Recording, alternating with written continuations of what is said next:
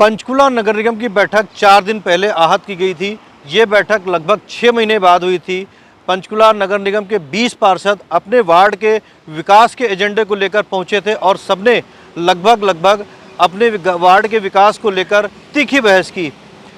बात इस समय हो रही है वार्ड 9 से पार्षद राजेश कुमार की, क्योंकि राजेश कुमार का नाम इस समय चर्चा में आ गया है। क्यों चर्चा में आया है हम इसको भी आपको बताएंगे, मगर पहले बता दें कि वार्ड 9 की जनता ने, जिन्होंने वार्ड 9 के पार्षद राजेश को वोट दिया था, वो इस बार इस उम्मीद के साथ बैठी हुई थी कि 6 महीने बाद सदन की बैठक हो रही है और हमारे पार्षद जब वहाँ सदन में जाएंगे तो हमारे वार्ड के मुद्दों को प्रमुखता के साथ उठाएंगे। ना तो वहाँ पे सीवरेज का मुद्दा उठाया गया, ना स्ट्रीट लाइट का मुद्दा उठाया गया, ना टूटी सड़कों का मुद्दा उठाया गया। मुद्दा क्यों उठाया गया? तो क्या मुद्दा उठाया गया कि मेरे कहने से सरकारी स्कूल में एडमिशन नहीं होता है। क्या एक जनप्रतिनिधि इस तरीके की बातें रख सकता है?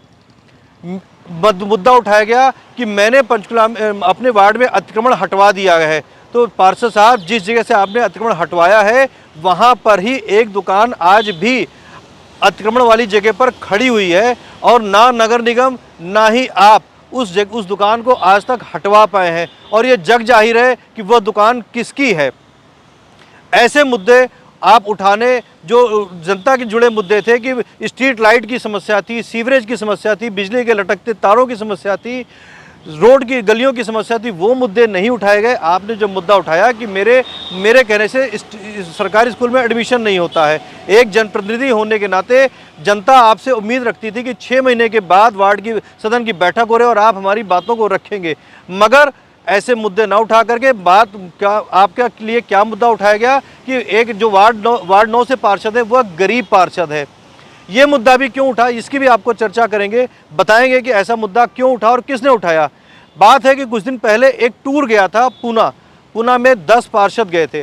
10 पार्षदों के बीच में एक चर्चा हुई कि वार्ड 9 से पार्षद राजेश कुमार हैं, ये गरीब हैं, अपने ऑफिस का किराया और अपने घर का किराया लगभग 16,000 रुपये अदा करते हैं। तो ये भी आपको बता दूं कि वार्ड जो पार्षद राजेश कुमार हैं ये अपने घर का किराया 8,000 रुपये देते हैं। ये इन्होंने खुद बताया है हमारे कैमरे पर। अभी आप कुछ देर बाद सुनेंगे भी इस बात को कि 8,000 रुपये में किराया देता हूँ। तो क्या एक 8,000 रुपये किराया देने वाला व्यक्ति गरीब हो सकता है?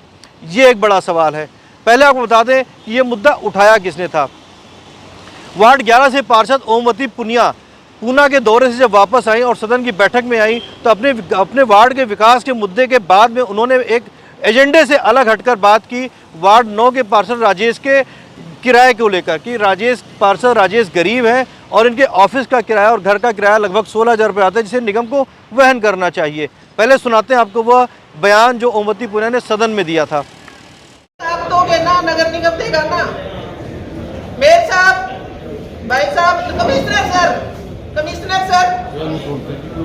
जो हमारी इतनी बड़ी सेवाएं दे रहे हैं, राजेश भाई जो साथी पार्षद हमारे, उसका हाउस का रेंट वो खुद दे रहा है 16,000 सब ठीक है, उसका नगर निगम भर देगा। इसके लिए हम अपील करते हैं, साथी पार्षद सारे मेरे सहमत है इसमें।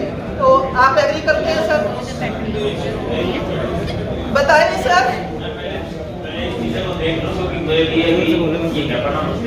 सर इतना बड़ा इशू नहीं है, इतना बड़ा नहीं है।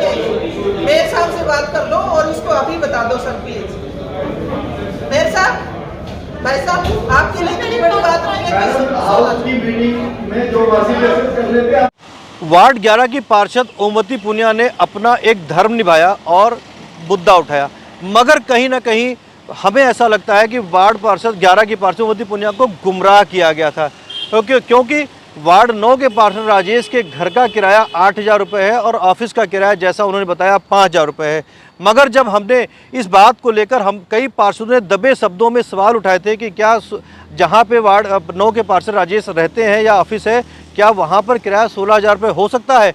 तब हमने इस बात को लेकर पड़ताल शुरू की और हम जहाँ पर वार्ड 9 के पार्षद राजेश का ऑफिस है हम पहुँचे, पता लगाते हुए पहुँचे कि क्या राजेश के जो ऑफिस है वहाँ पर किराया वाकई में 16,000 रुपये है।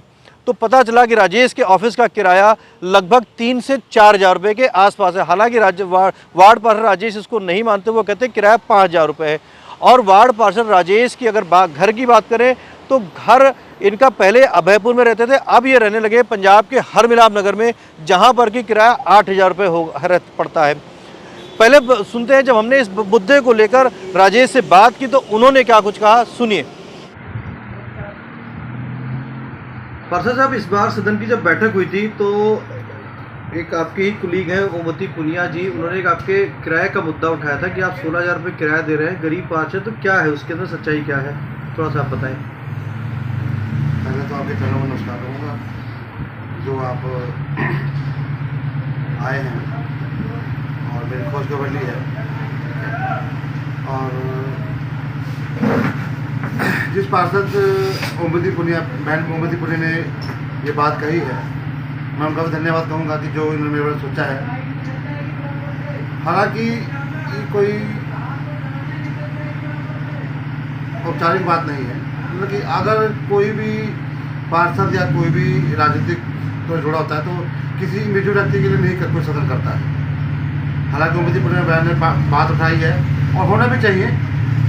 हर एरिया में ऐसा नहीं होता कि अगर सभी पार्षद कोठी वाले हों या सब मकान वाले हों, कुछ उसमें एक आधे गरीब भी हो सकते हैं। तो मैं आपके माध्यम से ये कहना चाहूँगा कि अगर ऐसा कोई सदन में या कोई हमारा हरियाणा सरकार में कोई भी ऐसा लॉ बनता है तो इसे बनाना चाहिए। कितना वक्त हो गया आपको अभयपुर में रहते हुए? मुझे यहाँ अभयपुर में 22 वर्ष रह रहा हूँ। लगभग 22-25 साल? नहीं, 22 वर्ष का मतलब 40 साल हो गए। तो ये जो ऑफिस है ये भी आपका किराए पर है? ये भी किराए पर। इसका क्या किराया होगा? इसका 4,000 किराया है। और घर आपका कहाँ पे? यहाँ पे अभयपुर में? फिलहाल हर मिलाप नगर। उसका क्या किराया है? उसका 8,000 किराया है। 8,000 किराया। 8,000 किराया। तो 8,000 12,000 16,000 रुपये उठाया गया था मुद्दा ना? वो तो उनका गलती हो गई, बाई मिस्टेक हो गया। अच्छा, आप एक हरमिलाप नगर हुआ पंजाब का एरिया, उसका किराया 8,000 रुपये है और इस ऑफिस का किराया 4,000 रुपये, नहीं 12,000 रुपये। तो हरमिलाप नगर में आप कब शिफ्ट हुए हैं? अभी 2-3 मिनट में शिफ्ट हुए। उसके पहले आप अभयपुर में क्या किराया था? मैं अभयपुर में किराया मेरा 5,000 रुपये। तो आप क्या अपील करेंगे अपना, मतलब जो सरकार से कि जो मुद्दा आपका उठाया गया है 16,000 रुपये या 12,000 रुपये 15,000 रुपये किराएगा, तो क्या कहेंगे आप? मैं आपके माध्यम से ये कहना चाहूँगा, यदि पॉसिबल होता है सरकार में अगर कोई भी कानून बनता है तो सभी के लिए बनेगा, कोई एक पार्षद या किसी भी एक गरीब आदमी को नहीं बनेगा। अगर नियम बनता है तो पूरी मतलब पूरे हरियाणा में ही बनेगा निगम में। तो यदि पॉसिबल होता है तो मतलब गरीब पार्षदों के लिए भी जो हम कहते हैं अनाउंस लेटर होता है दिया जाना चाहिए, चाहे वो थोड़ा ही दिया जाए पर दिया जाना चाहिए। ये नहीं हम कहते कि 16,000 हो चाहे 12,000 चाहे 5,000 हो, मतलब जो भी पॉसिबल अमाउंट हो वो दिया जाए। ठीक है। अब बड़ा सवाल इस बात का है कि जिस तरीके से पार्षद ने बताया कि मेरे ऑफिस का किराया 5,000 रुपये और घर का किराया 8,000 रुपये है, तो यानी कि किराया मिलाकर 13,000 रुपये होता है। तो ओमवती पुनिया ने 16,000 रुपये किस तरीके से कहा, यह भी एक बड़ा सवाल बन गया है। अब बात दूसरी आती कि क्या एक 8,000 रुपये देने वाला व्यक्ति, 5,000 रुपये ऑफिस का किराया देने वाला पार्षद गरीब हो सकता है?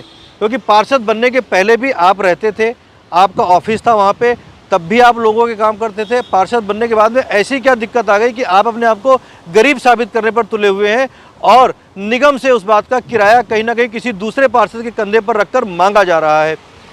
इसी बात को लेकर जब हमने नगर निगम का चुनाव लड़ चुके कांग्रेस के पार्षद पद के उम्मीदवार रहे ओम शुक्ला से बात की, तो ओम शुक्ला ने क्या आरोप लगाए। ओम शुक्ला का कहना था कि राजेश का अपना EWS के 2 मकान है, जिसमें एक मकान का किराया 4,500 रुपये आता है। कहीं ना कहीं राजेश को जो मुद्दे उठाने चाहिए, जो सड़क का मुद्दा है, स्ट्रीट लाइट का मुद्दा, वो ना उठा करके गरीबी का मुद्दा उठा करके इन मुद्दों को दबाने की कोशिश कर रहे हैं। सुनिए ओम शुक्ला ने क्या कहा। सर बहुत बढ़िया, और आपके ATBC न्यूज़ और विजय केसरी को मेरा नमस्कार। एक आपको जानकारी होगी आपके वार्ड के पार्षद के बारे में, अभी परसों सदन की बैठक हुई थी, उसमें ये कहा गया कि 16,000 रुपये किराया ये अदा करते हैं अभयपुर में। तो आप अभयपुर में रहते, क्या 16,000 रुपये किराया अभयपुर में है? सर मैं अभयपुर में रहता हूँ, अभयपुर में कोई ऐसा मकान नहीं है जो 16,000 रुपये किराया है। 10 बाई 10 का कमरा जो है वो 2,000 रुपये का है, 10 बाई 12 का जो कमरा वो 3,000 है, जिसमें पार्षद लगभग 15 सालों से, क्या कहूँगा 18 सालों से रह रहे हैं। इनके फादर साहब रहते थे, तब वो ये 400 रुपये किराया देते थे और ये जो है 1,800 रुपये दे रहे हैं किराया। आज तक में 1,800 रुपये किराया दे रहे हैं, मगर आज तक में तो वो रह ही नहीं रहे यहाँ पे। तो अभी पीछे क्या हुआ है, अभी 10-12 दिन पहले पता लगा है कि ये हरिमलाल नगर शिफ्ट हो गए। हरगुलाब नगर चले गए यहाँ से। तो अभी ऑफिस भी उनका यहीं पे है ना? तो ऑफिस का किराया 2000 रुपये है उसका। हाँ 2000 रुपये का किराया है ऑफिस का। 16,000 तो है नहीं ना जी। अगर 16,000 किराया होता तो मोदी जी ने भी कहा है ना कि जीएसटी लगेगी जो भी रेंट है। आप जो रेंट दोगे ना किसी को उसमें जीएसटी लगेगी, तो प्रूफ हो जाएगा ना 16,000 रुपये किराया कहाँ जा रहा है। ये तो कोई भी कहते हैं जब 20,000 किराया, मेरा 50,000, 16,000 रुपये किराया, तो आप सेक्टर 11 में, 2 में, 4 में कोठी में लोगे ना। नहीं, 16,000 रुपये किराया ऑफिस का और घर का मिला के भी हो सकता है। तो भी नहीं हो सकता सर। ऑफिस का किराया 2,000 रुपये है और 2,000 का मैं कह रहा 1,800 मतलब 2,000 हो जाएगा, 4,000 रुपये है। पहले भी तो दे रहे थे ये। इससे पहले जब ये पार्षद नहीं थे तब भी तो दे रहे थे ना किराया। तो मतलब ये पार्षद बने इसी की वजह से, मतलब ये सोच रहे कि हमें निगम किराया दे। ओमवती पुनिया जी को ये नहीं पता कि इनका EWS में फ्लैट है जिसका ये किराया 4500 रुपये ले रहे महीने का। वहाँ से EWS कहाँ पे? सन सिटी में। वहाँ से ये 4500 रुपये किराया ले रहे हैं वहाँ से। कितना नंबर क्या है EWS में? मेरे ख्याल से मैं आपको नंबर कंफर्म कर दूँ, 59 है या 57 ऐसे कुछ है, सेकंड फ्लोर पर। इनका खुद का फ्लैट है, इनके नाम पर फ्लैट है। और बगई की जो सोसाइटी थी जो कंप्लीट नहीं हुई उसमें भी इनका EWS में एक फ्लैट है जो निकला हुआ है, लेकिन वो तो अभी मतलब मान लो पोजीशन मिला नहीं है, लेकिन उस सन सिटी का पोजीशन इनको मिला हुआ है और ये किराया 4500 रुपये उससे ले रहे हैं। तो आपका कहना है जो 16,000 रुपये किराया ये जो सदन में गुमराह किया गया है, ये कहना चाहते? सदन में गुमराही किया जा रहा है जी। अब ये बताओ आप, पार्षद का ये थोड़ा चुनाव लड़ना कि जी उसका कल को उस पर मोटरसाइकिल नहीं है तो मोटरसाइकिल दो, उस पर तेल के पैसे नहीं है तो तेल के नगर निगम पैसे दे, और कल को कोई पार्षद कहे जी मेरे पास गाड़ी नहीं है तो उसको गाड़ी खरीद के दो। ओमवती पुनिया जी को पहले तो इसके सारा कुछ पता करना चाहिए था बैकग्राउंड को। ओमवती पुनिया जी बहुत सियानी लेडीज है, पार्षद है, पुरानी पार्षद रह चुकी है, सब कुछ इनको पता है, तो इनको पता तो लगना चाहिए कि इसके पास है कि नहीं है। अगर आप अपने आप को शो ना करो, आप सारा जीवन मोटरसाइकिल पे चलो, ये थोड़ा क्या कोई पैसे नहीं है। अब आप दिखाना नहीं चाहते ना इस चीज़ को। इन सारी बातों को देखने के बाद कहीं ना कहीं सबसे पहले हम ओमवती पुनिया का धन्यवाद अदा करना चाहेंगे कि उनका दिल बड़ा है और उन्होंने अपने कुलीग यानी कि दूसरे पार्षद के मुद्दे को सदन में उठाया जो कि एजेंडे में नहीं था। हालांकि बड़ा सवाल अब इस बात का बन गया है कि लगभग 35-40 साल से अभयपुर में रह रहे वार्ड पार्षद राजेश को ऐसी क्या जरूरत थी कि अपने वार्ड को छोड़ करके अब वो पंजाब में रहने चले गए। हालांकि रह कोई कहीं भी सकता, हम उसको नहीं रोक सकते, मगर जो मुद्दे सदन में उठाए जाने चाहिए थे वो ना उठा करके आप अपनी गरीबी का मुद्दा किसी दूसरे पार्षद के कंधे पर रखकर उठवाने की जो कोशिश आपके द्वारा की गई है, ये कहीं ना कहीं गलत है। और जिस तरीके से गुमराह किया गया है दूसरे पार्षद ओमवती पुनिया को, वह भी कहीं ना कहीं गलत है। अब बड़ा सवाल इस बात का ये बन जाता है कि अभी तक हरियाणा सरकार की ऐसी कोई पॉलिसी नहीं है कि किसी गरीब पार्षद को किराया दिया जाए। अगर आने वाले वक्त में पॉलिसी बनती भी है तो क्या किराया पंजाब सरकार में आप पंजाब सरकार भी के एरिया में रह रहे हैं, पंजाब में रह रहे हैं, तो क्या किराया वहाँ का दिया जाएगा, ये भी एक बड़ा सवाल है। इस सारी खबर को देखने के बाद जनता से भी हमारी अपील ज़रूर रहेगी कि आप अपनी बात को कमेंट करके ज़रूर बताएं कि क्या वार्ड पार्षद की जो बातें रखी गई हैं सदन के अंदर क्या वो सही हैं, तर्कयुक्त हैं, क्या उनको किराया मिलना चाहिए या नहीं मिलना चाहिए। क्योंकि आप जनप्रतिनिधि हैं, जन सरोकारों के मुद्दे उठाना आपका धर्म है। जन सरोकारों के मुद्दे तो आपने सदन में रखे नहीं, आप अपने जो गरीबी का मुद्दा उठा करके चर्चा में आ करके बने हैं, क्या आपको किराया मिलना चाहिए या नहीं मिलना चाहिए।